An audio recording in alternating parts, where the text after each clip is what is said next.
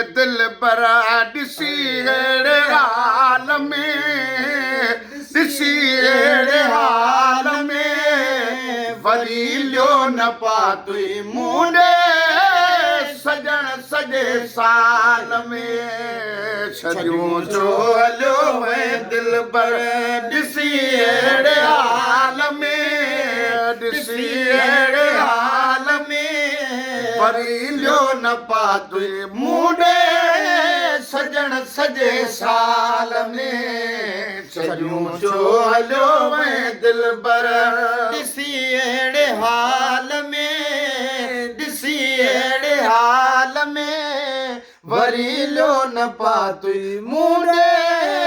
सजण सॼे साल में कॾहिं यादि कर तूं मूंखां परे 5 मिंट न थींदो हुए मूंखे हर वेले हिकु सॾ सां सजण 8-9 सॾ ॾींदो हुए मगर अॼु उहो ई खादमो न थई ख्वाब ख़्याल में न थई ख्वाब ख़्याल में वरी लियो न पातुई मुंडे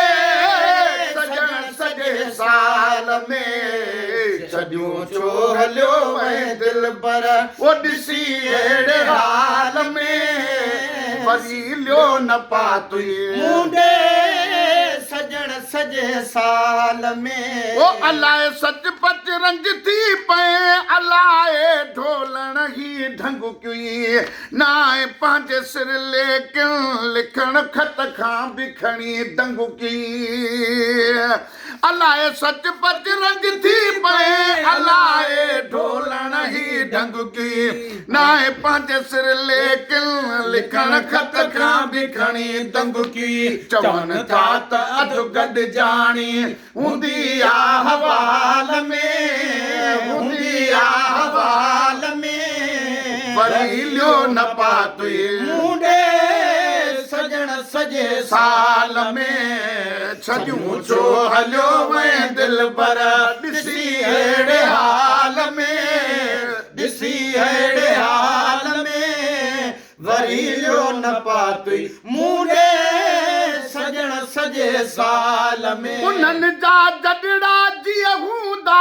जनी जा जानब विछड़ी विया जीअं लैला ने मजनू संदन सींगार बि उजड़ी विया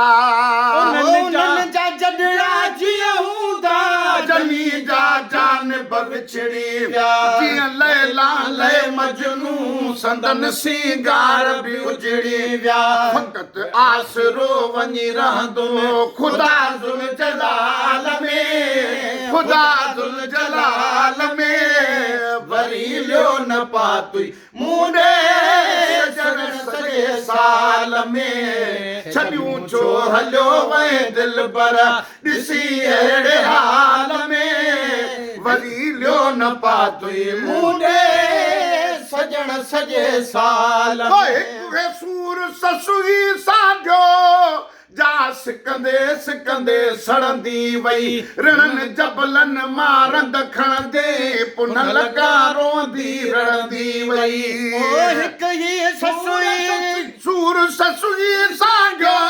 जा सिकंदे सिकंदे सड़ंदी वई ओ रणनि जबलनि मां रंद खणंदे पुन लगा रोंदी रड़ंदी वई ॿियो सजमन सहण जी ताक़त हुई हज़रत बिलाल में हज़रत बिलाल में वरी लियो न पातुई मुंडे सजण सॼे साल में छॾियूं छो हलियो वएं दिल बर ॾिसी अहिड़े हाल में ॾिसी अहिड़े हाल में वरी लियो न पातुई मुंडे सजण सॼे साल ओ कमन तुंहिंजनि में कीअं थियो वा अची ॾिस तुंहिंजो गुलाम नबी ॾिसी अस ख़ुदि चवंदे छाई मुंहिंजो गुलाम नबी लाए लवां सां पंहिंजो विधुम जीव जंजाल में विधुम जीव जंजाल में वरी लियो न पातुई मुंडे सजण सॼे साल में हयाती रही त तोसां अची हाल ओरबो अची हाल ओरबो मिठा हाणे थो हॾनि तां वञे मास गोरबो हयाती रही त तोसां अचे हाल ओरबो मिठा हाणे थो हॾनि तां वञे मास गोरबो